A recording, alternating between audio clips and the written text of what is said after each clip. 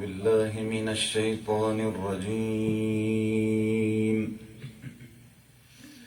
بسم الله الرحمن الرحيم. ليس البر أن تولوا وجوهكم قبل المشرق والمغرب ولكن البر من آمن بالله واليوم الآخر والملائكة والكتاب والنبيين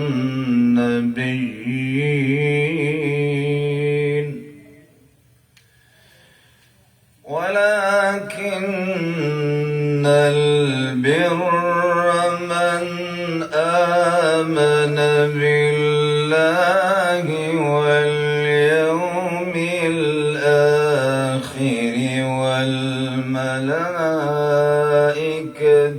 والكتاب والنبيين. ليس البر أن تولوا وجوهكم قبل المشرق والمغرب ولكن البر من آمن بالله واليوم الآخر والملائكة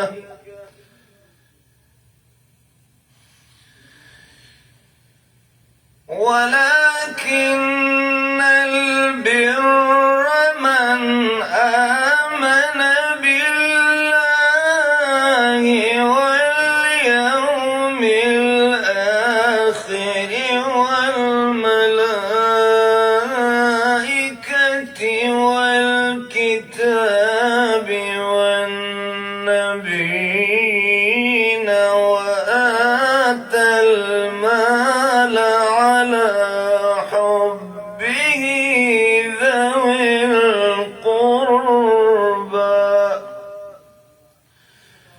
وآتى المال على حبه ذوي القربى واليتامى والمساكين وابن السبيل وآتى المال على حبه ذوي القربى واليتامى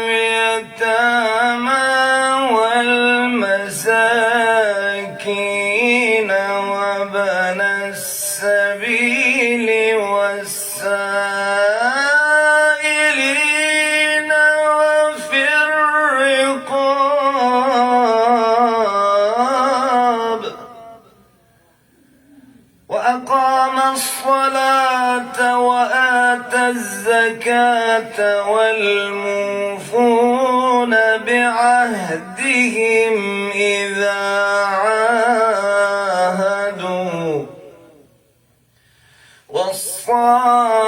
والصابرين في البأساء والضراء وحين البأس أولئك الذين صدقوا وأولئك هم المتقون.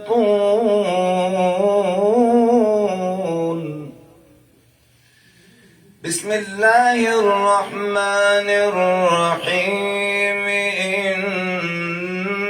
إنما يريد الله ليذهب عنكم الرجس أهل البيت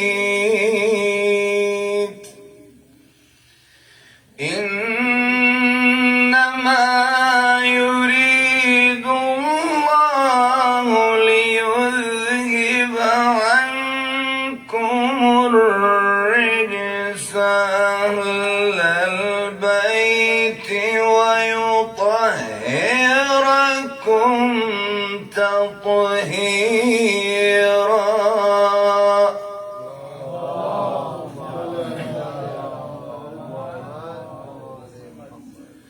لا حول ولا قوة إلا بالله العلي العظيم. بسم الله الرحمن الرحيم. الحمد لله رب العالمين، والصلاة والسلام على أشرف الأنبياء والمرسلين، وعلى آله الطيبين الطاهرين المعصومين، سيما الإمام المنتظر المهدي، روحي وأرواح العالمين لتراب مقدمه الفداء. يا ليتنا كنا معكم في الكربلاء سيدي، يا أبا عبد الله، يا مظلوم، يا شهيد، ويا غريب. ما خاب من تمسك بكم، وأمن من لجأ إليكم، يا مظلوم، يا أبا عبد الله. يا ليتنا كنا معكم في الكربلاء سيدي، فنفوز فوزا عظيما. حينما قال الحسين، نادى الحسين: هل من ناصر ينصرنا؟ هل من ذاب يذب عن حرم رسول الله؟ أما بعد، فقد قال الله تبارك وتعالى في كتابه المجيد: بسم الله الرحمن الرحيم. صلوات على محمد وآل محمد.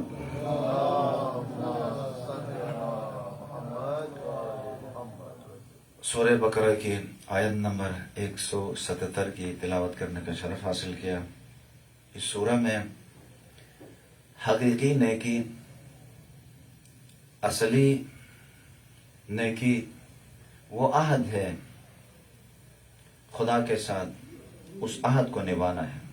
برادران، گزشتہ 2 مجالس میں آپ کی خدمت میں یہ عرض کیا کہ یہ جگہ، یہ مقام، یہ ورود خوش قسمت لوگوں کے لیے خدا آمادہ کرتا ہے. خدا نیک انسانوں کو یہ زمین ہموار کرتا ہے، یہ موقع دیتا ہے. ہر ایک کو یہ موقع نہیں ملتا ہے. جب یہ موقع ملتا ہے تو پھر دینے کے بعد بھی اس سے امتحان لیا جاتا ہے کہ ہم نے یہ نعمت دی تھی، آپ نے کیسے اس سے استفادہ کیا. ہر نعمت سے خدا پوچھے گا. سب سے بڑی نعمت مانوی نعمت ہے، نعمت ولایت ہے، ہدایت کی نعمت ہے. سب چیزوں سے سوال جواب ہونے کے بعد جب جنت اور جہنم کی طرف جب لے جائے گا، آخری مرحلے میں ثم لتسألن یومئذ عن النعیم، نعمت کے حوالے سے پوچھا جائے گا. اس وقت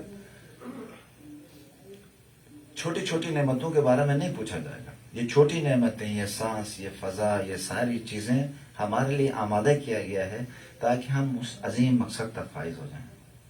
اگر وہ حاصل نہ کریں تو ہم میں اور دوسرے شریف جانوروں میں کوئی خاص فرق نہیں پڑے گا کہ وہ بھی ہے، کھاتے ہیں، پیتے ہیں، چرتے ہیں، زاد و ولد کرتے ہیں اور اس دنیا سے چلے جاتے ہیں. اگر انسان کو اشرف المخلوقات خدا نے جب خلق کیا ہے تو اس حساب سے پوچھا جائے گا کہ تم نے اپنے دماغ کو، اپنے عقل کو کہاں خرچ کیا. ائمہ کی روایات میں بڑے بڑے علماء جو اس فیلڈ میں متوجہ ہیں وہ کیا کہتے ہیں، وہ کیا کرتے ہیں.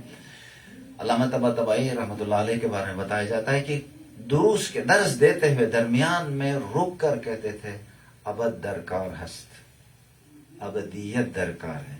یعنی ابدیت ہے انسان کے سامنے. انسان کو ابد کے لیے زندہ رہنا ہے، فار ایور اسے زندہ رہنا ہے. جب فار ایور اسے زندہ رہنا ہے تو اس کے کام بھی ایسے ہوں کہ فار ایور میں جو ہے چمکتا ہوا، دمکتا ہوا اور خوشی کے ساتھ زندگی بسر کرے. یہ نقطہ اگر کسی کو سمجھ میں آ جائے، میری زندگی ابدی ہے، تو چند دن میں ایگزامینیشن ہال میں بیٹھا ہوں، امتحان گاہ میں بیٹھا ہوں، ایام ہو قصیرہ، اس کی مدت ہو قصیرہ، اس قصیر مدت کے اندر میں نے ایک طویل راستہ طے کرنا ہے. جس طریقے سے ماں کے پیٹ کے اندر 9 مہینے کا ٹائم اور پیریڈ ہوتا ہے، اس کے بعد اس دنیا میں اس کے حساب سے زیادہ ٹائم ہوتا ہے. اب یہ جو کم ٹائم ہمیں ملا ہے، اس دن ہم ایک تقریر میں، موت کی ایک تقریر تھی، وہاں پہ بات کر رہے تھے کہ قرآن کریم نے کہا کہ تمہارا 1000 سال، ہمارے 1000 سال، ان یوما عند ربک کالف سنۃ مما تعدون، یعنی خدا کے نزدیک ایک دن ہمارے کیا ہے 1000 سال. اور ہمارے جو ہے ایوریج عمر یہاں ہماری زندگی میں کتنا ہوتا ہے، کتنا ٹائم ہوتا ہے، 70 سال، 80 سال، 100 سال کے لگ بھگ، 60 سال. اگر اس سے پہلے ہم اپنے آپ کو جو ہے، یعنی اگر بعض اوقات یہ ہوتا ہے کہ انسان کے ہاتھ میں بھی ہوتا ہے، ٹینشن لینا، غلط کھانے کھانا، ٹائم پہ نہ سونا، بہت سارے ریزنز ہیں جس کے ذریعے سے انسان جو ہے بعض اوقات امتحان کے طور پر کسی اور کی وجہ سے مسائل پیش آتے ہیں. کیونکہ دنیا رہنے کی جگہ نہیں، یہ امتحان گاہ ہے، یہ دار ہدنہ ہے، اس میں ہم سوار ہیں. اللیل والنہار یبیلیان کل جدید ویقربان کل بعید. شب و لیل و نہار کی گردش سے یبلیان کل جدید، ہر جدید چیز کو یہ پرانی کر دیتی ہیں، اور ہر بعید چیز کو کیا کر دیتی ہیں، نزدیک کر دیتی جاتی ہیں. اور ہمارا ہر دن جو ہے، ہر روز بروز ہم خدا کے قریب، یعنی اپنے موت کے قریب، اپنے آخری منزلگاہ کے قریب جاتے ہیں. تو یہ محافل، یہ مجالس اور اچھے دوستوں کی نشست میں انسان متوجہ ہوتا ہے. اور خصوصاً ایسی جگہوں میں جہاں معنوی اثرات ہوتے ہیں. دیکھیں اگر انسان آتا ہے، خاص آپ نے احساس کیا ہوگا جب خاص کسی جگہ میں جاتے ہیں، کسی خاص مقام میں جاتے ہیں، حرم امام امیر المومنین علیہ الصلوۃ والسلام میں جاتے ہیں، یا سید الشہداء میں جاتے ہیں، تو باہر والی کیفیت نہیں رہتی ہے، 1000 گنا فرق ہوتا ہے. اسی طرح سے انسان اگر توجہ کے ساتھ، طہارت کے ساتھ، باوضو ہو کے، دماغ کو صاف رکھ کے، ایک گڈ انٹینشن کے ساتھ جب آ جاتا ہے، تو یہاں اس جگہ میں بھی یہ تصور کرتا ہے کہ میں کسی بڑی عظیم ہستی کی بارگاہ میں آیا ہوں، یعنی اس کے مقصد کو آگے بڑھانے کے لیے ایک پرپس کے تحت یہاں آیا ہوں. تو پھر اس وقت ایسے چپ کر کے آنے سے اور اس میں زمین و آسمان کا فرق پڑتا ہے. یعنی اگر نماز میں ہم پہلے سے تیاری کرتے ہیں، نماز میں تیاری کا کیا مقصد ہوتا ہے، پہلے سے تیاری، وضو کے وقت دعائیں، اذان کے وقت دعائیں، پھر اذان کے جملوں کو ساتھ ساتھ آرام سے دہرانا توجہ کے ساتھ. حی علی الفلاح کہا تو فلاح کی طرف آ رہا ہوں، حی علی الصلاح کہا تو صلاح کے لیے نماز کی طرف آ رہا ہوں، حی علی خیر العمل، خیر العمل کی طرف آ رہا ہوں. تو یہ تمام چیزیں جب سوچ کے نماز پہ جائے گا تو کہے گی کس ہستی کے سامنے آیا ہوں، یہ ہستی کون سی ہستی ہے. اگر ذہن میں یہ سوچ کے ہم جائیں کس کے ساتھ گفتگو کر رہا ہوں، 70 لفظ ہیں، 70 60 50 لفظ ہیں، ان اکثر ہمارے اردو بولنے والوں کے لیے ان کا معنی آتا ہے، 1 2 کے معنی میں وہ ہوتا ہے، تو اس کو بھی تھوڑا سا انسان چینج کر سکتا ہے. اس کے بعد خدا کے ساتھ جب گفتگو کرنے لگتا ہے کہ ایاک نعبد و ایاک نستعین اہدنا الصراط المستقیم مالک یوم الدین اہدنا الصراط المستقیم صراط الذین انعمت علیہم. پھر جب یہ پڑھتا ہے تو خدایا ان لوگوں کے راستے پہ چلاؤ جن پہ تو نے اپنی نعمتیں نازل کی ہیں. یہ کیا ہے، ایک انٹینشن کے ساتھ جب کہا علی کے راستے پہ، محمد کے راستے پہ، یہاں سے انسان عہد کرتا ہے، یہاں سے کہتا ہے کہ مجھے قرآن اور اہل بیت کے راستے پہ چلنے کی توفیق دے. جب غور سے کہے گا، پھر کہے گا دن میں 10 مرتبہ واجب نمازوں میں توجہ کے ساتھ اگر ہم تکرار کریں، آپ خود دیکھیں، آپ نے میرے ساتھ ساتھ سننا بھی ہے اور ساتھ دینا بھی ہے. اس طریقے سے کہ اگر ہم اس طرح تکرار کرتے رہیں گے، غیر المغضوب علیہم ولا الضالین کا مطلب یہ ہے کہ یہ دونوں صفات اگر نہ ہوں، نہ خدا نے ان پر غضب کیا ہو، نہ مورد غضب الہی قرار پائے ہوں، اور نہ گمراہ میں سے ہوں، تو یہ کائنات میں وہ کون سی ہستیاں ہیں، ایسی ہستیوں کے ساتھ دینے کا خدا نے حکم کیا ہے، آرڈر دیا ہے. تو ہر نماز میں جب ہم اس جملے کو دہراتے ہیں تو بالآخر تبدیلی تو آئے گی نا. اور ان تینوں صفات کو جو سورہ حمد نے خدا نے ذکر کیا ہے، یعنی معصوم ہستیوں کے ساتھ دینے کا. اور آج آپ لوگ اس جگہ پہ امام حسین کی مجالس کو برگزار کرنے کے لیے آتے ہیں، تو یعنی ان ہستیوں کے راستے کو چننے کے لیے آئے ہیں، عہد کرنے کے لیے آئے ہیں، اپنا آپ کو ان ذمہ داریوں کو، جو ذمہ داریاں ہمارے گردنوں پر ہیں، ان ذمہ داریوں کو نبھانے کے لیے آئے ہیں. صلوات علی محمد و آل محمد. ہمارے بزرگان اگر یا کرسی پہ یا سامنے بھی آئے اچھا ہوگا. صلوات علی محمد و آل محمد.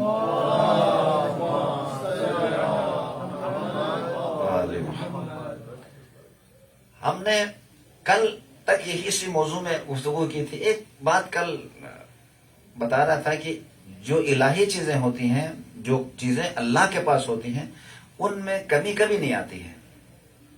کمی انسانوں کی چیزوں میں، دنیاوی چیزوں میں، مادی چیزوں میں کمی واقع ہوتی ہے. جو خدا کی طرف سے نازل ہوتا ہے، کہتے ہیں نا امیر المومنین بھی نور ہے، رسول اللہ بھی نور ہے، خدا کے نور ہے، خدا کا نور ہے. تو اس کی مثالوں کو لا کے ہم یہ بتا سکتے ہیں. ایک مثال، خوبصورت مثال یہ ہے کہ الہی نور وہ خزانہ ہے جو کبھی ختم نہیں ہوتا ہے، کبھی ختم نہیں ہوتا. وَعِندَنَا خَزَائِنُهُ وَمَا نُنَزِّلُهُ بِقَدَرٍ معلوم. جو ہم نازل کرتے ہیں اندازے کے مطابق، اس فرد کی کیپیسٹی کے مطابق نازل کرتے ہیں. لیکن اگر غور و فکر اور توجہ کے ساتھ آگے بڑھے گا تو وہ اس حساب سے بھی چیزوں کو لے گا، اس حساب سے بھی چیزوں کو درک کرنا شروع کرے گا. اب سورج کی بہت خوبصورت مثال ہے. ہو سکتا ہے آپ نے سنا ہو، نہیں سنا تو نور کو سمجھنے کے لیے، امامت کو سمجھنے کے لیے اور پاور ہاؤس کو سمجھنے کے لیے، بجلی کے بلب کو سمجھنے کے لیے، یہ مثال کے ذریعے سے ہم کسی حد تک قریب جا سکتے ہیں. آپ اگر کوئی آئینہ لے کر سورج کی روشنی کی طرف کریں گے تو اس سورج کی روشنی کا ڈائریکٹ اس میرر کے اندر ایک ایسا اثر ہوتا ہے کہ جس طریقے سے سورج کی طرف نہیں دیکھ سکتے ہیں، اسی آئینے کی طرف بھی دیکھنا بڑا مشکل ہوتا ہے. ایسا ہے یا نہیں ہے؟ ہم چھوٹے تھے تو مقابلہ کرتے تھے یعنی بچوں کے ساتھ مل کر کہ کیوں سورج کی طرف کون ذرا دیر سے دکھائے گا.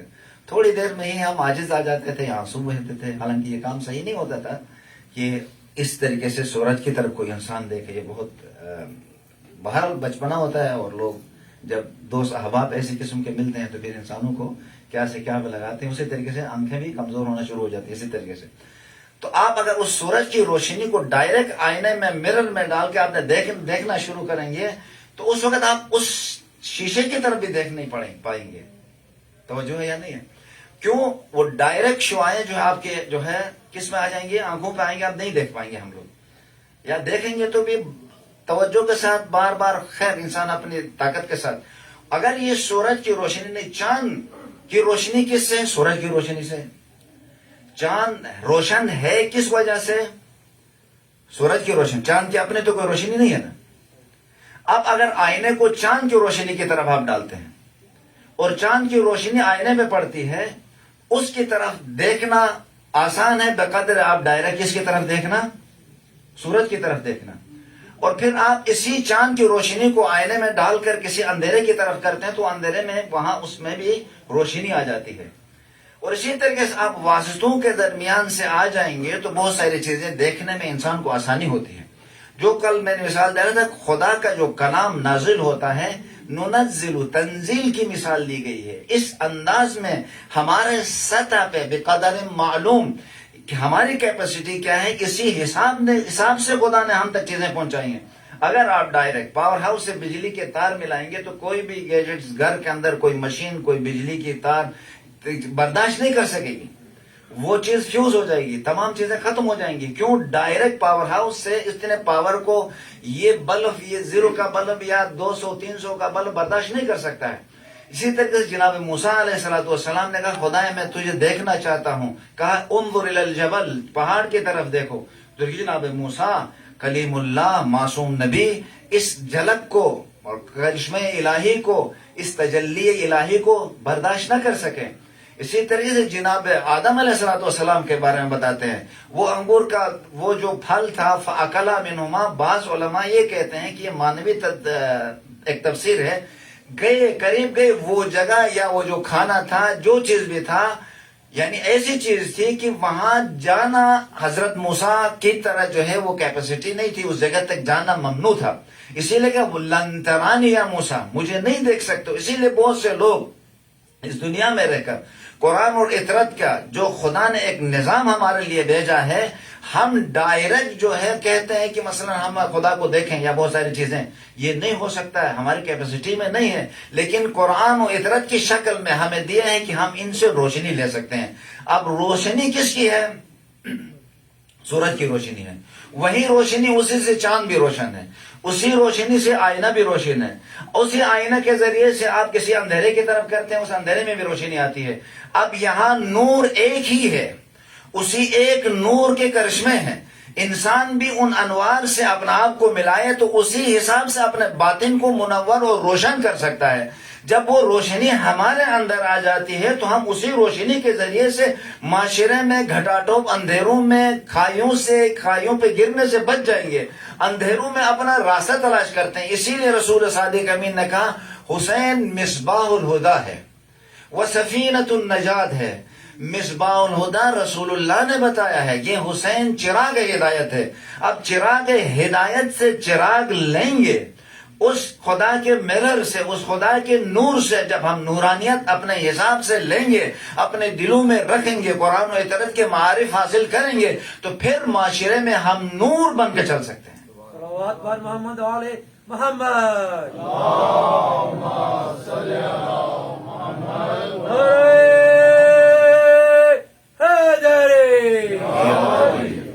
برادران عزیز، ہم دیکھیں معرفت کس کی، ان انوار ہستیوں کی معرفت۔ معرفت ہے کیا چیز؟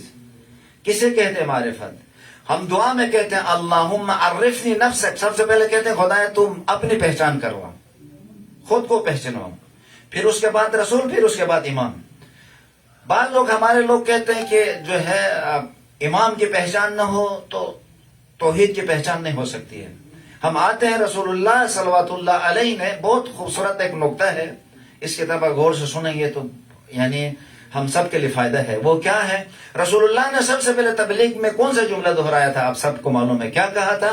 قولوا لا الہ الا اللہ تفلحوا۔ سب کو یاد ہے یہ؟ قولوا یعنی کہو۔ پہلے اقرار لے لیا، جس طرح غدیر میں اقرار لیا اس طریقے سے اقرار لیا۔ اس اقرار کا مقصد ہے، کیا خوبصورت جملہ ہے اس اقرار میں۔ اقرار لیا کہ میں تم سے تمہارے نفسوں پر یعنی اولا نہیں ہوں، النبی اولا بالمؤمنین من انفسکم۔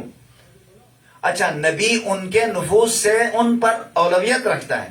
اسی طریقے سے اول تبلیغ میں، اول ابلاغ رسالت میں کہا کہ دیکھو اس پہاڑی کے پیچھے سے کوئی چیز آ رہی ہے، کیا ہو رہا ہے کیا نہیں ہو رہا ہے، تو آیا آپ سچا کہو گے، مجھے جھٹلاؤ گے تو نہیں؟ سب نے کہا نہیں، ہم نہیں جھٹلائیں گے۔ آپ زندگی بھر آپ کے زندگی نقش میں ہم نے کوئی ایسی چیز دیکھی ہی نہیں ہے، آپ کی زندگی میں کوئی جھوٹ، کوئی فریب، کوئی دھوکہ دیکھا ہی نہیں ہے تاکہ ہم کو آپ کو جھٹلا سکیں، آپ کو جھٹلا سکیں۔ اسی لیے کہا پس اگر ایسا ہے تو میں ایک خبر دینے والا ہوں۔ 40 سال جس نبی نے اپنے کردار کے ذریعے سے، اپنے عمل کے ذریعے سے یہ سمجھایا تھا کہ میں کچھ اور ہوں، تم لوگ کچھ اور ہو۔ 40 سال اعلان رسالت سے پہلے بھی لوگ رسول اللہ کے ان اچھے کاموں سے، ان نورانی کاموں سے، نور قرآن یعنی اگر کہتے ہیں یہ نورانی انسان ہے تو اس کا مطلب یہ نہیں کہ چہرے سے کوئی لائٹ نکل رہی ہو، ایسا نہیں ہے۔ نورانی انسان ہے، برے کام نہیں کرتا ہے، کرپشن نہیں کرتا ہے، غلط کاموں سے بچتا ہے، اپنا آپ کو بچاتا ہے، کسی کو نقصان نہیں پہنچاتا ہے، جو اپنے لیے سوچتا ہے وہ دوسروں کے لیے بھی سوچتا ہے، اخلاق قرآنی کو اپنانے کی کوشش کرتا ہے۔ بس رسول اللہ نے 40 سال پریکٹس کر کے ان کے درمیان میں رہ کر یہ لوہا منوایا تھا، یہ بات ان سے قبول کروائی تھی کہ دیکھیں یہ امین ہے، یہ سچا ہے۔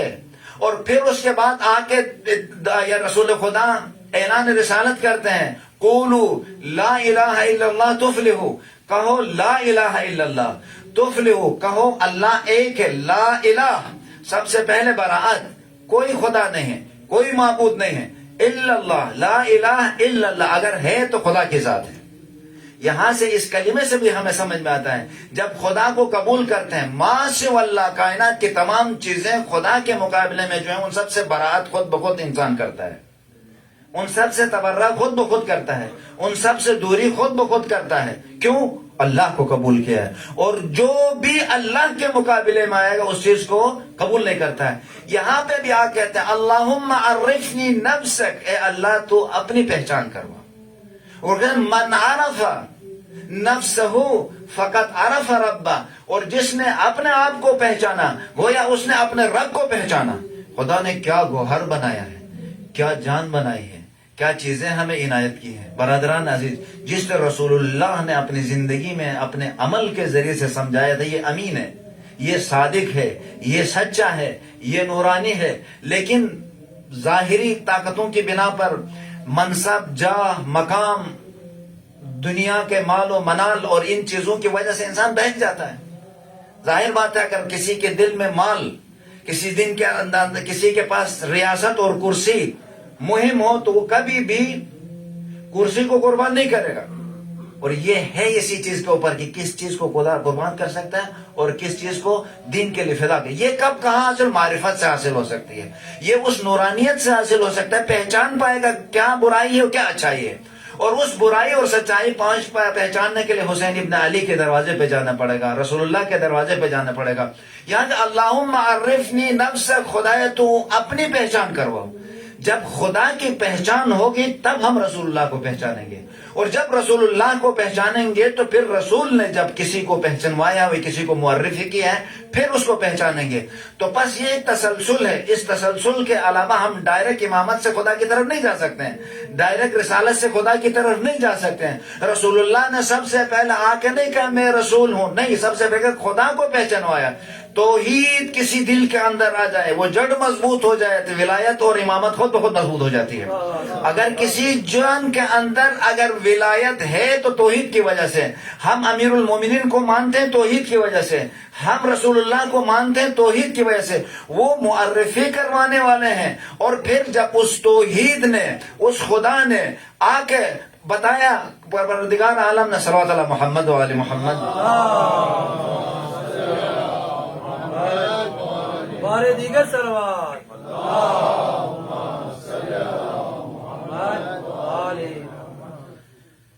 رسول خدا نے قولوا لا الہ الا اللہ تفلحوا۔ اب کوئی یہ دعویٰ کرتا ہے کہ میں ان کے راستے پہ ہوں، ان کے نقش قدم پہ ہوں اور ان کو مانتا ہوں، پہلے ہمیں بھی پہلے وہ کام کرنا پڑے گا۔ عملی طور پر یہ خوبصورت نقطہ ہے، امیر المومنین سے اگر ہماری محبت ہے، والہانہ محبت ہے، سب کی محبت ہے، سب کی محبت ہے۔ بعض اوقات 60 سال، 30 سال، 20 سال، جس کی جتنی عمر ہے، اب تک ہم سن رہے ہیں، جب تک آتے ہیں ہمیشہ، کیونکہ ہمارے وہاں ایک فضا ہے کہ ہمارے سامنے کچھ لوگ ولایت کو قبول نہیں کرتے ہیں، کچھ لوگ، جس کی وجہ سے ہمارے پاس وہ انوائرمنٹ کی وجہ سے ہم ہمیشہ ہر مجلس کو کیا کرتے ہیں، اس دفاع میں آگے کرتے ہیں کہ ولایت کو ثابت کریں، ولایت کو ثابت کریں، ولایت کو ثابت کریں، ولایت کو ثابت کریں۔ شہید رہبر آ کے کہتے ہیں کہ ہمارے شیعہ مجموعے کے اندر ضروری نہیں ہے ہم اس بحث کو کہ جو ہم جانتے ہیں اس کی طرف جائیں۔ بہت خوبصورت نقطہ ہے، یعنی ہم ایسی بحث جس کو ہم مانتے ہیں، اب بھی آپ میں سے جتنے بھی ہیں، ہاں کوئی آدمی ہو، کوئی ایسی محفل ہو، کہ ایسی جگہ ہو کہ جہاں ضرورت پڑے تو اس بحث کی ضرورت ہے کہ اللہ کے بعد اللہ نے جو ہے پروردگار عالم نے اپنے رسول کو چنا، اس رسول نے نمائندہ الہی کو چنا، اور اس کو کیسے چنا، کیا دلیل ہے، غدیر کی دلیل ہے، آئے مباہلہ ہے، قرآنی آیات ہیں۔ خدا نے اپنی حکمت سے، اپنے حکمت بالغہ کے ذریعے سے آیات کو ایسے جگہوں میں چن کر رکھ دیا کہ کوئی غیر بھی اپنا بھی دوسرا بھی ان آیات پہ ہاتھ بھی نہ ڈال سکے۔ یہ حکمت قرآن کریم ہے۔ آیا یہ مودت کو کہاں رکھا، آیا یہ تطہیر کو کہاں رکھا، لوگوں نے یہ سوچا کہ یہ خواتین کے لیے ہے، لیکن اتنی صاف ترین واضح آیت ہے کہ پہلے خواتین کے لیے عربی میں ہننا، کننا، تننا یہ الفاظ استعمال ہوئے، اچانک آ کے کم کا لفظ جمع کا استعمال ہوا۔ تو یہاں پر اس آیت کو رکھنے کا مقصد یہ تھا، یا آئے مباہلہ کو وہاں رکھنے کا مقصد تھا۔ اور پھر آئے اکمال کو، گوشت حرام ہے حلال ہے، یہ چھوٹی موٹی چیزوں کے درمیان میں آ کر الیوم اکمل، تو کوئی آدمی بھی سوچنے والا انسان یہ سوچ سکتا ہے کہ آج سور کا گوشت حرام تھا، فلاں یہ تھا، جو پہاڑ سے گر کے جو مر جائے گا اس کا گوشت حرام ہے حلال ہے، یہ چیزیں، اس سے دین کامل ہوا، یہ تو پہلے بتا چکے تھے۔ تو اگر عقل رکھنے والا انسان سمجھے گا کہ نہیں یہاں کوئی خاص اعلان کرنا چاہتا تھا رسول خدا، کیوں غدیر میں کیوں کہا یعصمک من الناس، تمہیں لوگوں کے شر سے بچائے گا. اگر انسان ذرہ برابر سوچ سکتا ہے کہ سارے صحابہ، سارے حجاج رسول اللہ کا کلمہ پڑھنے والے، ان کے درمیان نہ کوئی روم سے، نہ کوئی مجوس ہے، نہ کوئی کچھ ہے، تو وہاں یہ اعلان کرنے کا کیا مقصد تھا؟ بلغ ما انزل الیک، بلغ آپ پہنچا دیں. اگر ایسا نہیں کیا تو یعنی گویا کوئی رسالت کا کام انجام نہیں دیا.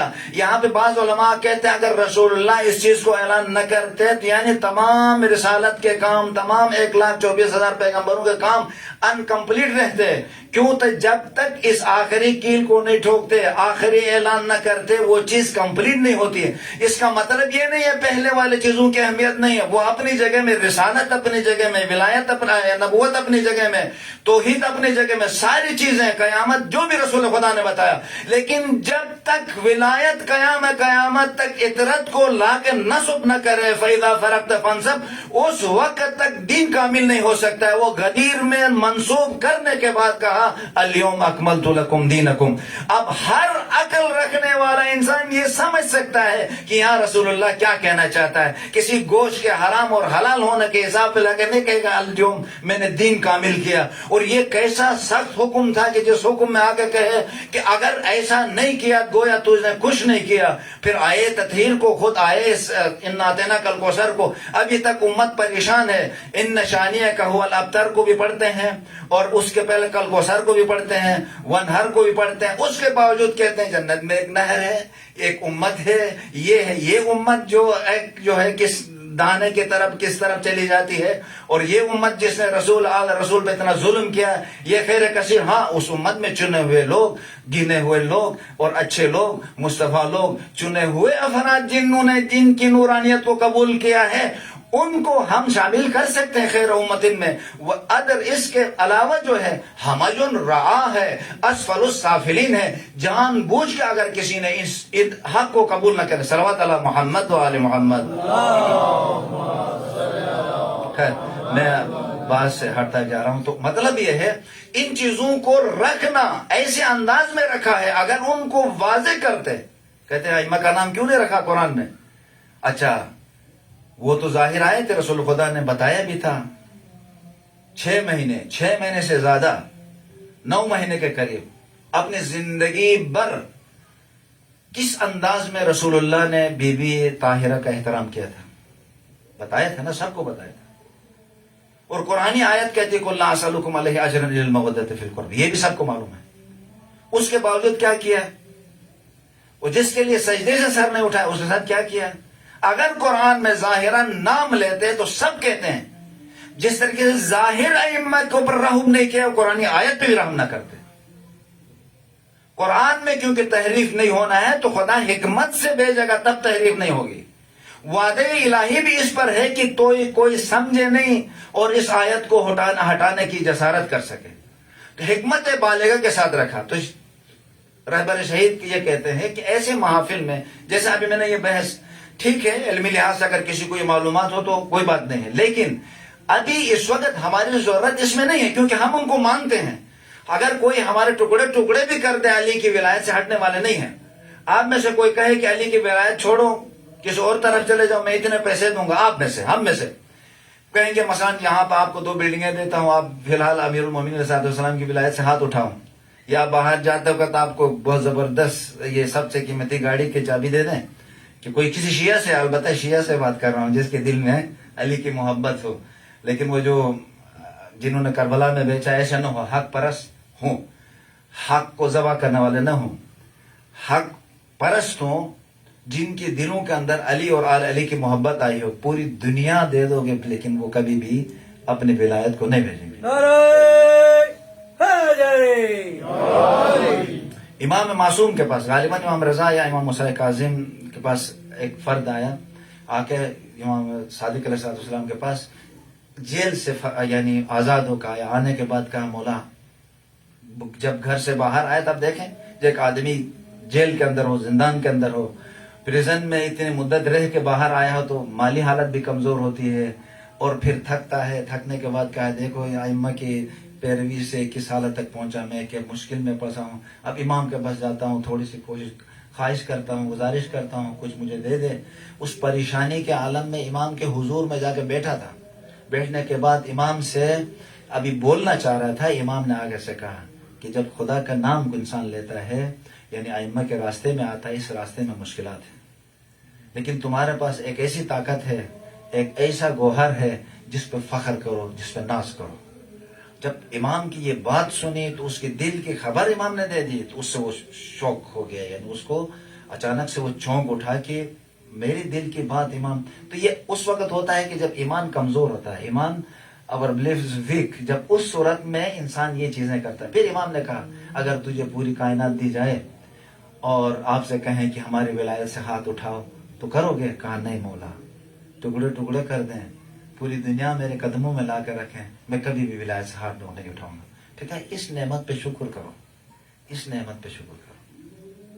اس پورے عالم کے اندر خدا نے ایسی محبت اگر کسی کو دی ہو، اس نعمت پہ انسان جب شکر کرے گا، اگر تشکر کریں گے تو خدا اس نعمت میں اضافہ کرتا چلا جائے گا۔ وَلَئِن شَكَرْتُمْ لَأَزِيدَنَّكُمْ۔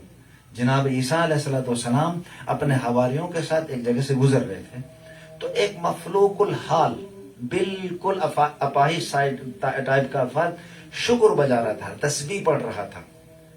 تو جناب عیسیٰ اپنے حواریوں کے ساتھ ان قریب جاتے ہیں، پوچھتے ہیں کہ آپ کیوں اس حالت میں، نہ تمہارے پاس کوئی صحیح کھانا ہے، نہ تمہاری صحت ہے، نہ تمہاری آنکھیں ہیں، نہ تمہارا بدن سالم ہے، پھر بھی شکر ادا کرتے ہو؟ کہتے ہیں مجھے لگتا ہے کہ تو روح اللہ ہے، روح اللہ ہے، اور آپ نے مجھے سوال کیا، مجھے اس سے بڑھ کر کیا کوئی نعمت ہو سکتی ہے؟ اس پورے بستی کے اندر ہم گنے چنے لوگ ہیں کہ جو اللہ کی وحدانیت کو قبول کیے ہوئے ہیں، اس سے بڑھ کر کیا نعمت ہو سکتی ہے کہ جو ابدی زندگی جس سے ہماری سدھر جائے گی؟ وہی میں کہا ابدیت درکار ہے۔ علامہ بتاوے کے بعد جس کی ابدیت کے لیے چراغ جس کے ہاتھ میں ہو، اس کو ہاتھ سے جانے نہیں دیتا ہے، اس پر شکر بجا لاتا ہے۔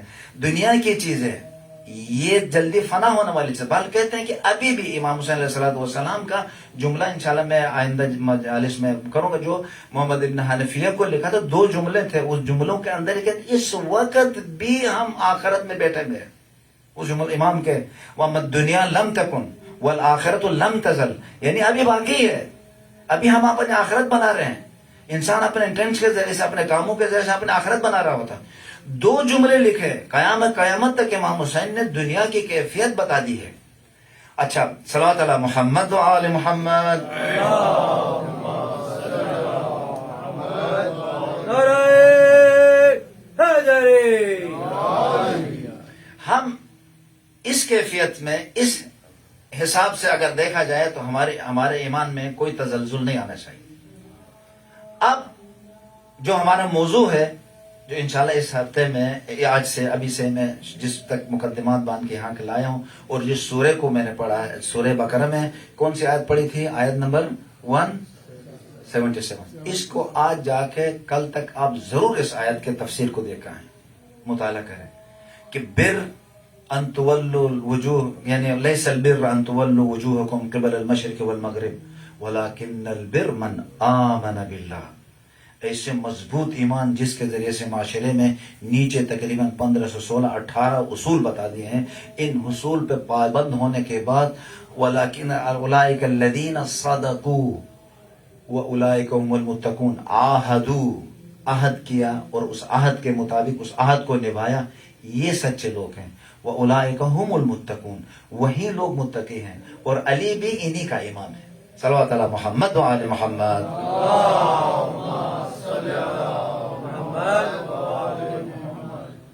میں زیادہ ٹائم نہیں لوں گا، لیکن جو ہمارے پاس ٹائم ہے اس حساب سے ابھی تک جو میں نے باتیں بتائی ہیں معرفت کے حوالے سے، اب معرفت کے حوالے سے ایک مثال دیتا ہوں۔ شاید یہ مثال جن کو معلوم ہے نہیں ہے، یہ مثال بہت خوبصورت مثال ہے، اور سے یاد رکھیں۔ جب خدا کی پہچان، امام کی پہچان، اپنی پہچان، جو انسان اپنے آپ کو نہیں پہچانتا وہ پھر خدا کی طرف بھی نہیں جا سکتا۔ اپنا آپ کو شودا، مودا، مویا، ہلکا، سوس، بیکار انسان سمجھ، میں یہ نہیں کر سکتا ہوں، میں یہ نہیں کر سکتا ہوں، میں تو یہ نہیں کر سکتا ہوں، میں تو یہ نہیں کرتا ہوں۔ وہ پنجابی میں کہتے ہیں شودا، مودا، مویا۔ جب انسان پہلے سے اپنے آپ کو شودا سمجھے تو پھر وہ شودا ہی رہے گا۔ اور جب وہ کہتا ہے ان الذین قالوا ربنا اللہ ثم استقاموا، جب کہتا ہے رب ہے، اور رب کے ساتھ جب کنیکشن ملتا ہے تو وہ کائنات کی طاقت اس کے وجود میں آتی ہے۔ توجہ ہے یا نہیں ہے؟ جس نے علی کو مانا، جس نے حسن کو مانا، جس نے حسین کو مانا، ان ہستیوں کو ماننے کے بعد وہ اتنا مضبوط ہو جاتا ہے کہ کائنات کی طاقت ان کے سامنے کچھ بھی نہیں کر سکتی۔ کائنات ہمارے جسم ظاہری کو ہرٹ کر سکتی ہے، لیکن ہمارے روح کو، ہمارے عقیدے کو ہرٹ نہیں کر سکتی۔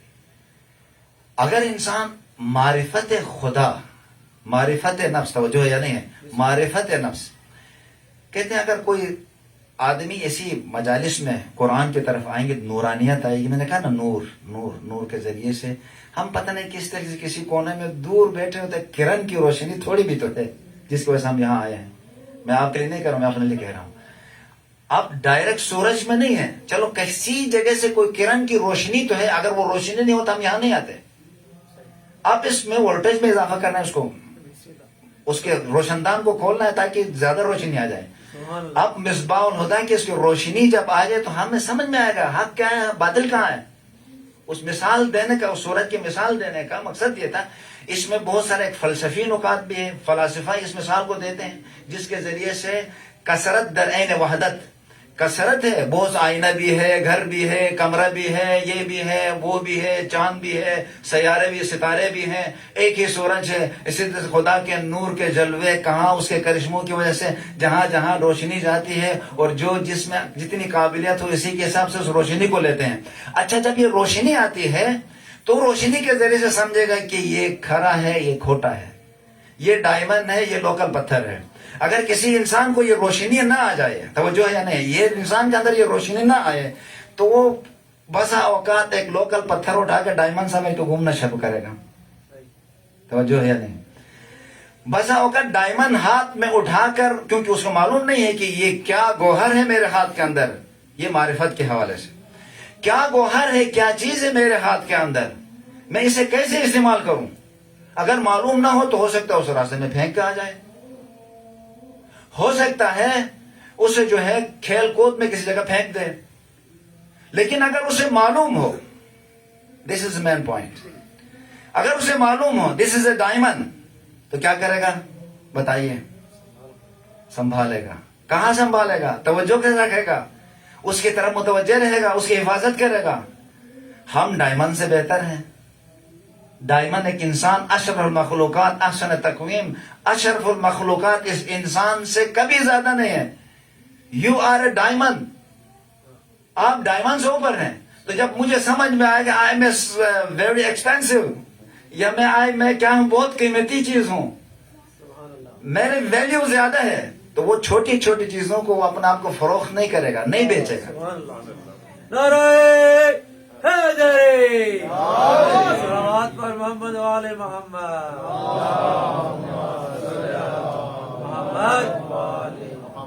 اپنے آپ کو اس وقت بیچے گا کہ اپنی قیمت، اپنے ویلیو اس کو معلوم نہ ہو کہ میں کس چیز کا مالک ہوں، میری کیا کیفیت ہے۔ پھر جب خدا کی بھی ویلیو معلوم ہو جائے، پروردگار عالم کیا ہے، کیا چاہتا ہے، اور اس کی محبت پہ کیا اثرات ہیں۔ یہ قرآن جو ہمارے ہاتھ میں ایک ڈائمنڈ ہے، اس کو ہاتھ میں رکھتے ہم بسا اوقات کہتے ہیں، بعض قاری حضرات یا مولانا حضرات یا عام الناس میں سے جو کوئی ہوتا ہے تو کسی جگہ جاتے ہو کہتے ہیں کہ مجھے اتنے دے دو گے تو میں قرآن پڑھاؤں گا۔ کوئی ہمارے بڑے بزرگ کہتے تھے کہ بھائی اس کے معلوم ہو جائے کہ اس کے ہاتھوں میں کیا گوہر ہے، کیا قیمتی چیز ہے، تو کبھی بھی اس کے ساتھ سودا نہ کرتے، کبھی بھی اس کے ساتھ سودا نہ کرتے۔ یہ عظیم شان خدا کی کتاب ہے جس سے انسان کہتے ہیں وَلَوْ أَنَّهُمْ أَقَامُوا التَّوْرَاةَ وَالْإِنْجِيلَ وَمَا أُنزِلَ إِلَيْهِمْ مِنْ رَبِّهِمْ، تورات، انجیل، زبور اور جو ما انزل الیہم، جو بھی خدا کی طرف سے نازل ہوا ہے اس کو اقامہ کریں، توجہ کریں، اس کو اقامہ کریں۔ لَأَكَلُوا، اگر کراتے استاد فرماتے ہیں اتنا کھائیں گے اوپر سے نیچے، قرآن کی آیت میں من فوقہم من تحت ارجلہم، ہر طرف سے ان کو رزق کی بارش ہوگی، روحانی رزق، آسمانی رزق، زمینی رزق سے وہ مستفید ہوں گے، لیکن اس کا اقامہ کرنا ضروری ہے اور اس کا پہچان ضروری ہے۔ جب ہم اس کو پہچانیں گے، اس کو پہچاننے کے لیے، اس کو سنبھالنے کے لیے کچھ ذمہ داریاں ہم پہ آتی ہیں، کچھ ذمہ داریاں ہم پہ آتی ہیں۔ بس ہم نے اپنے آپ کو بھی پہچاننا ہے، اپنے خدا کو بھی پہچاننا ہے اور اپنے رسول کو بھی پہچاننا ہے اور اپنے امام کو بھی پہچاننا ہے. جس انداز میں ہم نے پہچانا ہے آج سے 60 سال تک ہر آدمی اپنے حساب سے جو پہچانتا ہے یہ ایک طاقت ہے. اب ہم نے دیکھنا ہے کہ جس امام کو ہم مانتے ہیں وہ ہم سے کیا چاہتا ہے, اس کے کیا ڈیمانڈ ہے, کیا تقاضے ہیں. جب ہم اس گوہر کو پہچانیں گے, اس ڈائمنڈ کو پہچانیں گے, تو ہم بھی اس سے مل کر ڈائمنڈ بننے کے لیے بالآخر کوئی طریقہ کار ہے, کوئی روش ہے, کوئی انداز ہے جس کو ہم اپنائیں گے تو تب بھی ہم اس نور سے مل کر نورانی بنیں گے. وَإِلَّا وہ کچھ کہہ رہے ہیں, ہم کسی طرف جا رہے ہیں, وہ کہہ رہے ہیں میری طرف آؤ, تو ہم جا رہے ہیں کسی اور کی طرف, تو اس وقت نورانیت نہیں آئے گی. وہ آہستہ آہستہ وہ نورانیت بھی ختم ہوتی چلی جائے گی. صلوات علی محمد و آل محمد. محمد آل محمد. آیت الکرسی کے بعد 2 آیتیں ہیں. فَقَدْ اسْتَمْسَكَ بِالْعُرْوَةِ الْوُثْقَىٰ لَا انْفِصَامَ لَهَا وَاللَّهُ سَمِيعٌ عَلِيمٌ. آگے کیا؟ اللہ ولی الذین آمنوا یخرجہم من الظلمات الی النور.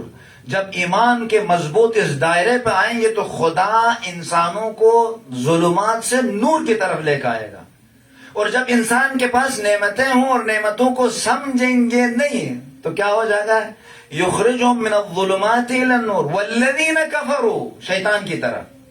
اور یا وہ افراد جنہوں نے ایمان قبول کیا تھا, کچھ نہ کچھ یا فطرت کی وجہ سے کسی وجہ سے کوئی نہ کوئی بے ایمانی درمیان میں آ گئی تو اس کفر پہ چلے گئے, تو یخرجہم من النور الی الظلمات. لا الہ الا اللہ. یہ بھی ہوتا ہے, نور سے بھی ظلمات کی طرف. اصحاب النار, یہی لوگ اصحاب النار بنیں گے. تو یہ مجالس اصحاب النار سے ہونے سے بچانے کے لیے, تاریکیوں سے نور کی طرف لے جانے کے لیے ہے. اس میں ہماری ریسپانسبلٹی کیا ہے, ہماری ذمہ داری کیا ہے, ہماری ڈیوٹی کیا ہے؟ سید الشہداء نے ہمیں خود اپنے کلام مبارک سے سمجھایا ہے. انشاءاللہ ان باقی دنوں میں مدینے سے لے کے شہادت تک جو امام نے خطبات پڑھے ہیں انہی خطبات سے ہم ذمہ داریوں کو نکالنا شروع کریں گے. انہی خطبات سے. خطبات میں کیا ہے؟ امیر المومنین کے لخت جگر سوار دوش رسول سیدہ شباب اہل جنت کے پہلا جملہ مدینے سے نکلتے وقت بہت سارے کلمات ہیں, جو زیادہ مشہور ہے وہ آپ سب کو یاد ہے. کیا کہا؟ انی لم اخرج. یہ ہمیں ہمیشہ سے ہمارے سابقہ جو ہے وہ مومنین یہ ہوتے تھے روایات یاد کرتے تھے. عام لوگوں کے لیے, تاجر حضرات کے لیے مہینے میں ہفتے میں ایک روایت یاد کرتے تھے. اسی لیے کسی کو 40 روایتیں یاد ہوتی تھی, کسی کو 100 روایتیں یاد ہوتی تھی, کسی کو کچھ. آج کل موبائل بھی ہے ہمارے پاس, ہر چیز ہم دیکھ لیتے ہیں لیکن یاد نہیں کرتے. ٹائم اصل ہمارے پاس بچتا نہیں ہے. فیس بک اتنا ٹائم لے لیتا ہے کہ جس کی وجہ سے پھر انسان تھک کر دوبارہ ساری چیزوں کو بھول جاتا ہے. یہ دیکھو, وہ دیکھو, یہ دیکھو, یہ سب کلموں سے ہم لوگ سب انوالو ہیں. دعا کریں کہ اپنے دماغ کو کنٹرول کر سکیں, ضرورت کی چیز دیکھیں, باقی چیزوں کی طرف نہ جائیں, تاکہ اپنا عمر کو بچائیں. آج کی شب آئیے ہم سب عہد کرتے ہیں, کوشش کرتے ہیں کہ خدایا وہ چیز جس سے یعنی فیس بک مجھے گائیڈ کرنا شروع کرے, ہی از مائی ڈرائیور آف مائی مائنڈ, دین میں تو ایک گاڑی ہو گیا, تو مجھے اس کا ڈرائیور بننا چاہیے, نہیں کہ اس کو اپنا ڈرائیور. یوٹیوب کھولا تو میں اپنا اختیار ہاتھ سے دے دیتا ہوں. میں اس وقت یوٹیوب کا جو ہے کیا ہے, آپ جو بھی سمجھیں, میں اس کا پیروکار بن گیا. وہ جدھر لے جائے میں نہیں. یوٹیوب میں بھی جاتا ہوں تو کیا خاص طور پر مخصوص چیز, اگر ایک چیز دیکھنی ہے آدھا گھنٹہ مجھے دیکھنا, اس کے بعد میں دوبارہ یوٹیوب کو کہوں کہ بسم اللہ آپ آج چھوڑ دیتا ہوں اور پھر کل تجھے استعمال کروں گا. ٹھیک ہے نہیں؟ اگر اس طریقے سے چلے جائیں گے تو کوئی چیز یاد نہیں ہوگی. اب میں آپ سے سارے مومنین ہیں, سارے اہل بیت اطہار کے گھرانے سے رابطہ ہے. میں آپ مجھے بتانے کی ضرورت نہیں, صرف اپنے ذہن میں جواب دیں. آپ کو امام حسین علیہ الصلوۃ والسلام کے یہ خطبات مدینے سے لے کر شہادت تک کتنے خطبے یاد ہیں؟ جس کو جتنے یاد ہیں اپنے ذہن میں رکھیں. اگر نہیں ہے تو ہم ہمیشہ خطبہ کو سنتے ہیں. ٹھیک ہے, آج آپ نے سنا, سننے کے بعد جو لکھتے ہیں, جو پڑھ سکتے ہیں, خدا کے لیے میں پچھلے سال بھی یہ کہتا ہوں, لے جا کے نوٹ کریں. آج میں نے اتنے نکات, پھر مزہ آئے گا. آج اس مولانا صاحب نے اتنے اچھے نکات بتائے, تو پھر اگر ان نکات میں خود بھی سوچنا شروع کریں گے تو آپ کو اور بھی ہو سکتا ہے مولانا سے بھی زیادہ نکات اور راستے آپ کو آگے دکھائی دے لیں, کیونکہ ہر انسان اپنے کیپیسٹی کے حساب سے چیزیں لے سکتا ہے خدا کی بارگاہ سے. تو آپ اگر یہاں سنا نکل گئے تو 1 گھنٹے کی تقریر کہاں یاد رہے گی؟ اسی لیے کہتے ہیں کہ جو لکھیں گے وہ باقی رہے گی اور جو نہیں لکھیں گے وہ فر. علم ویسی ہے، چیزیں ویسی ہیں، معلومات ویسی ہے. خصوصاً میں نے فیس بک کی مثال اس لیے دی کہ انسان اتنی چیزیں دیکھتا ہے، وہ چیزیں اصل میں مرکوز نہیں رہتی ہیں، وہ چلی جاتی ہیں. اسی لیے کہتے ہیں یہ ایڈورٹائزمنٹ کو، یہ جو مشہوریاں وغیرہ دکھاتے ہیں، ان کو نہ دیکھو. یہ بار بار آ کے چلے جاتے ہیں تو انسان کو فوکسیت کو ختم کر دیتی ہیں یہ چیزیں. اسی لیے فوکس ہونا سیکھنا ہے. ان کے ذریعے سے ہم نے فوکس ہونا اپنا مقصد اور ہدف کے اوپر. اب آتے ہیں کیا کرنا ہے. ہم نے ولایت کا جو ہم نے یعنی جو معلومات ہمیں ملی ہیں، جو معرفت ہے، اسی حساب سے اسے فوکس رہنا ہے. صلوات علی محمد و آل محمد.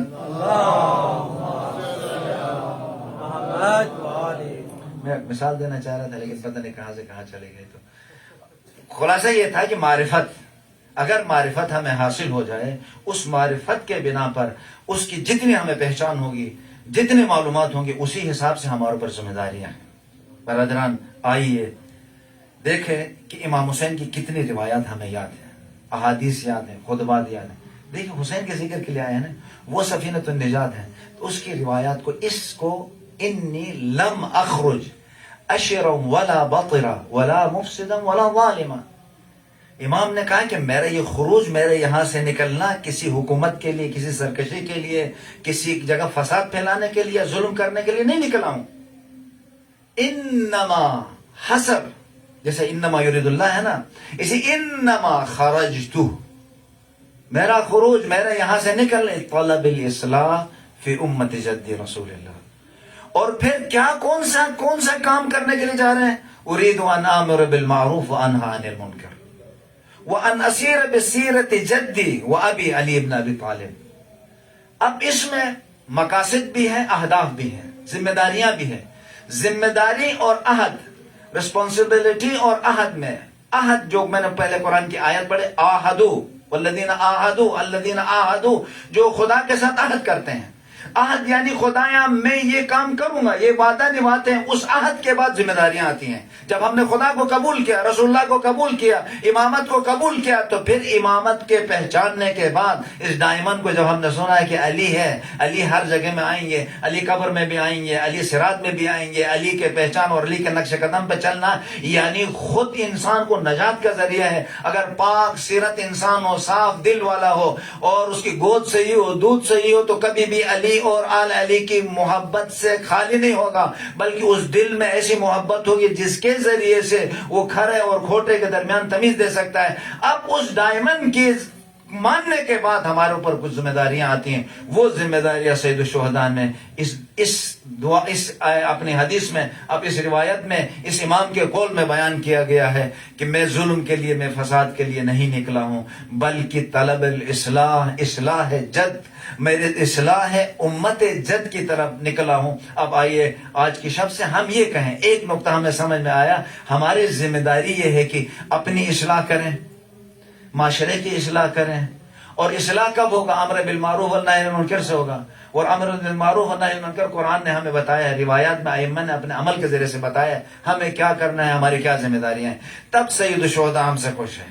وإلا اگر ہم 1000 مجالس میں بھی جائیں، 1000 مجالس بھی پڑھیں، 1000 ختم قرآن کریں، 1000 جو ہے عمروں پہ جائیں، زیارتوں پہ جائیں، لیکن اگر یہ نہ دیکھیں کہ سید الشہداء ہم سے کیا ڈیمانڈ کرتے ہیں، کیا ہم سے چاہتے ہیں، اور کس سے سید الشہداء خوش ہیں، اور اس کو پہچاننے کے لیے اس آس پاس کے ذاکروں اور مولویوں کی طرف نہیں، آپ نے خود بھی دیکھنا ہے، خود بھی چیک کرنا ہے کہ کہنا ہے کہ آیا سید الشہداء کے عمل، ہاں سید الشہداء مجھ سے کیا چاہتا ہے.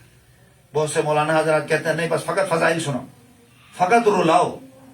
بھائی فضائل تو سنتے ہیں، 1400 سال سے سنتے آ رہے ہیں، فضائل سن رہے ہیں. وہ ہمارے ایک عالم دین بتا رہے تھے کہ اس میں کینیڈا، اس میں کسی شہر میں، اس نے کہا انا مدینۃ العلم وعلی بابھا، اس کے حوالے سے ذکر کیا کہ کرتے کرتے گئے اسی باب پر، مدینے پر بحث کیا، بہت شعلہ بیان، تقریر، یہ وہ. ایک نوجوان اٹھا، ادھر سے بیٹھا ہو کر مولانا اپنے دروازے پھر ہو کر رکھا، اندر جانے دو، ہمیں دروازے کے اندر بھی جانے دو. کیا کہا امیر المومنین نے؟ اب دروازے پہ کھڑے ہو گئے کہ ہاؤ بیوٹیفل ڈور، آپ اس کی تعریف کرتے رہے، کیسا خوبصورت دروازہ ہے، کوئی کیا ہے. اور دروازے کے اندر جاؤ، مدینۃ العلم کے علوم سے مستفید ہو جاؤ، اور اس کے جانے کے لیے انٹری کے لیے کچھ شرائط ہیں، کچھ تقاضے ہیں، ان تقاضوں میں سے ایک طلب الاصلاح، آئیے اس محرم سے اپنا اصلاح شروع کریں.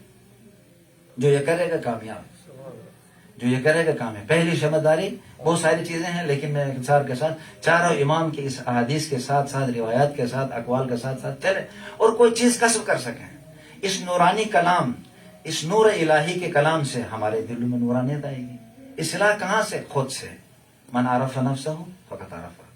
اگر ہم خود کو نہیں پہچانے تو پھر ہم دوسرے کی ہدایت کیا کر سکیں؟ پھر قرآن کی آیت کو انفسکم واہلیکم نارا، سب سے پہلے خود کو. جب ہم سدھر گئے تو اہل کی طرف بھی جا سکتے، اور جو نہیں کر سکے تھے وہیں سید الشہداء کے مقابلے میں آ گئے. جو نہیں پہچانے تھے، دنیا کے لیے سید الشہداء سے محبت کرتے تھے، اب جب امتحان کا موقع آتا ہے تو وہی لوگ ہٹ جاتے ہیں، وہی لوگ ہٹ جاتے ہیں.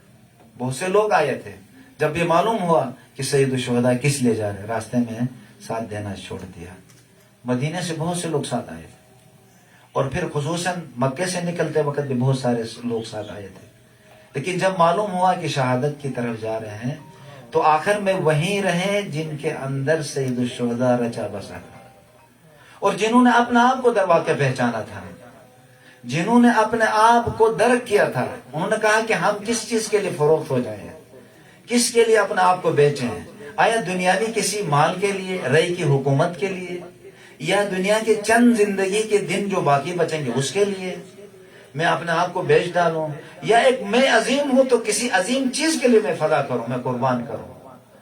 اسی لیے سید الشہداء کے ساتھ جو آئے، جنہوں نے سید الشہداء کے ساتھ دیا، عزاداران سید الشہداء امام حسین علیہ السلام جب مدینے سے نکلنا چاہے، کل آپ کی خدمت میں عرض کیا تھا بہت مشکل تھا. اچانک نکلنا بڑا مشکل ہوتا ہے. اگر کسی گھر والے کو، کسی فرد کو کہیں اپنے شہر سے، اپنے دیار سے فوراً نکلو، کوئی دشمن پیچھے لگا ہوا ہے، حملہ کرنے والا ہے، تو اچانک بچوں کے ساتھ نکلنا بہت مشکل ہوتا ہے. اور آل رسول کے بچوں کو اس انداز میں، اس خوف کے ساتھ امام حسین علیہ السلام اس انداز میں خرج منہا خائفا یترقب، یہ آیت پڑھی ہے امام حسین علیہ السلام نے. جس طریقے سے موسیٰ علیہ السلام فرعونیوں کے شر سے مدین کی طرف نکلے تھے، فخرج منہا خائفا یترقب، سید الشہداء بھی اس بیعت سے بچنے کے لیے، قیامت تک دین کو بچانے کے لیے، اس عہد الہی کو برپا کرنے کے لیے مدینے سے نکلتے ہیں. اور پھر مکے میں آگے کچھ مدت قیام کیا، پھر اس کے بعد راستے کے اندر کہیں سے کچھ ساتھ آئے، کہیں سے کچھ لوگ ساتھ چھوڑ دیا. لیکن جب کربلا کے اس سرزمین پہ اترتے ہیں، عزاداران سید الشہداء، یہاں بھی آ کے سید الشہداء نے سب سے پہلے زمین خریدی ہے. جب کہا، پوچھا کہ زمین کا نام کیا ہے، جب کہا نینوا ہے، غازریہ ہے، اور مختلف نام دیے، سید الشہداء نے کہا ہا ہنا هذه الأرض التي وعد بها، یہ وہ زمین ہے جس کے بارے میں وعدہ کیا گیا، جس سے تمام انبیاء گزرے ہیں تو انہوں نے بھی گریہ کیا. نوح نے یہاں پہ گریہ کیا، آدم نے گریہ کیا، امیر المومنین نے گریہ کیا. یہ ایسی سرزمین ہے. اس بزرگ آدمی جس سے سودا کر رہے تھے، اس نے بھی کہا اے فرزند رسول، یہ سرزمین اچھی سرزمین نہیں ہے. یہاں پہ ہر نبی نے رویا ہے، ہر نبی نے گریہ کیا ہے. سید الشہداء نے فرمایا اے بزرگ، آپ نے فقط سنا ہے، میں نے دیکھا ہے. جب سید الشہداء نے کہا یہاں سے اپنے سواریوں کو روکو، اس جگہ میں خیمہ گاہ لگاؤ، ہونا محط رحالنا، یہ وہ جگہ ہے جہاں پر زینب بھائی سے جدا ہوگی. یہ وہ جگہ ہے جہاں پر علمدار کے بازو قلم ہوں گے. یہ وہ جگہ ہے حسین کے ششماہ کے گلے پہ وہ تیر لگے گا، یہ وہ جگہ ہے جہاں پہ حسین کے سینے پہ سونے والی لاڈلی سکینہ یتیم ہوگی، یہ وہ جگہ ہے جہاں پر ان خیموں کو جلا کے راکھ کیا جائے گا، یہ وہ جگہ ہے جہاں پر یہ سرزمین باغ محمد کے پھولوں سے سج جائے گی، اسی لیے ہم زیارت میں کہتے ہیں یہ وہ زمین ہے جو زمین ان کے ابدان سے بابرکت ہوئی،